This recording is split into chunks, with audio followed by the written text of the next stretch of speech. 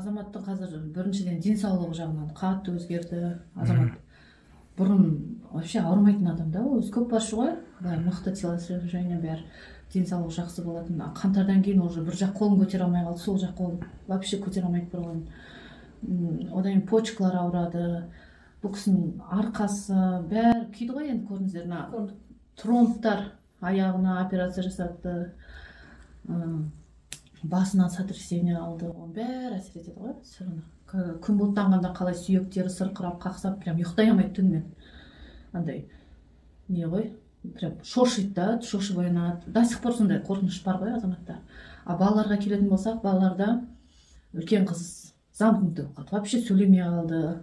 Азамат Селожкин сабағында түсіп кетті. Одан кейінгі ұлымыз, ол вообще сөйлемей қойды. 5 жаста болды ол кезде. 4 жаста болды. Вообще сөйлемей қойды. Біз жаз бойы Алматыға барып қараттық, емдеттік. Бірақ та тоже замкнутый болып қалды. Шошып қалған ғой балалар. Әбден шошып қалған. Ана мама деп түнде жылайды жаңғырып. Енді все равно үйде отырған кезде күйді қоршап, прям көзінше автоматпен прям сөйтіп алып кетті ғой. Осыдан шықсаңыздар, сіздердің көздерінше атып өлтіріп тастаймын азаматты деп прям айтпаған сөздер жоқ ол кісілер. Сол кезде балалар қатты шошып қалды. Ал кетіп бара жатқан терезеден балалар қарап жылап тұрды бәрі. Ана кішкентай балам 5 айлық болды ол кезде азаматты алып кеткен. Одан кейін вообще ембей қойды балаша, кішкентай бала. Сүт шықпай қойды, тоже қатты қиналдық. Ал әке-шешесіне келетін болсақ, азаматтың папа әкеміз ол кісі кішкене жүрек ауырады, давление, ол кісі үлкен кісі ғой. Бұрынғыдан қазір мүлдем арықтап қатты сөйтіп кетті да. Енді қатты уайымдады ол кісі де. Почти инсульт алды ғой. Қатты нетті уайымдады. Мамасы да, мамамыз да қатты уайымдап, жылап ол кісі де. Енді денсаулық жоқ ол кісілерде қазір. Енді үлкен стресс переносить ету оңай емес қой. Мен өзіме қысым болды мектепте. Азамат СИЗОда жатқанда мектеп директоры қатты қысым көрсетті, мені 40 мың зарплатпен қалдырды.